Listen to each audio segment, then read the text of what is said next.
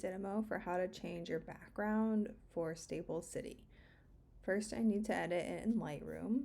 So I've edited this one, I've done the tones and exposure, I have cropped it. And one note about cropping, my horizon line is not straight. So if I click on this angle button, I can click and drag on the horizon line and it's gonna straighten my box so that when I go so that my horizon line is straight instead of crooked when I go to crop it, and it straightens it out. So I need to open this in Photoshop. I'm gonna right click, edit in Adobe Photoshop. I wanna edit as a copy with Lightroom adjustments. I'm gonna hit open anyway. So here's my picture in Photoshop.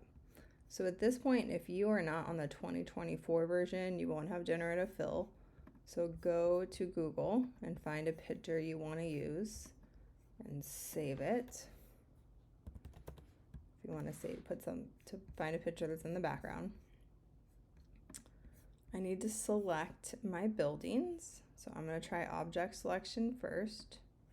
And I'm going to click and drag over all of them, because if I just click on one, it only highlights one. So I have most of the buildings. See how it's individually clicking? If you need to individually click, make sure you're on the plus and it'll add it. And then I want the base of it also in my selection, so I'm going to use the rectangular marquee, and I'm just going to go right on the horizon line that I straightened. And I make sure I am on the add to button. If you're on this, you go to make one and it just makes a whole new selection. So make sure you're on the add to. Then I want the background selected, not this. So I am going to go to select inverse or Command Shift I. And you can see I'm missing some pieces. So I'm going to try the quick selection. I'm going to make sure I'm on plus, and I'm going to try and get it down. Yeah. And then there's a little piece I do not want in it. So I'm going to go on the minus from, because I don't want this in my selection. I'm going to try selected mask, and it's going to show me these pieces. So I want to we'll be on the minus. Nope, I want to be on the plus. Ooh. Get this piece back in.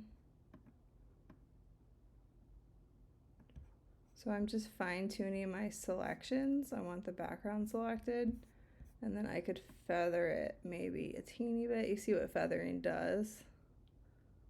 So maybe just a little. I can adjust it however I want, and then I want it on a new layer with a layer mask and hit OK. Okay, so I still have my background still there. Here's my picture. I'm gonna reactivate my selection by hitting Command and clicking on the layer mask. Now I could do generative fill if I have the new Adobe.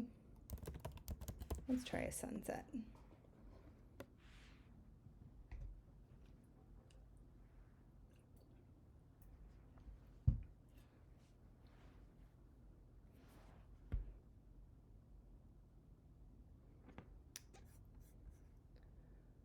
Okay, that actually looks pretty cool. I could try these other options. Ooh, I'm loving this one. Okay, so that's one way to do it.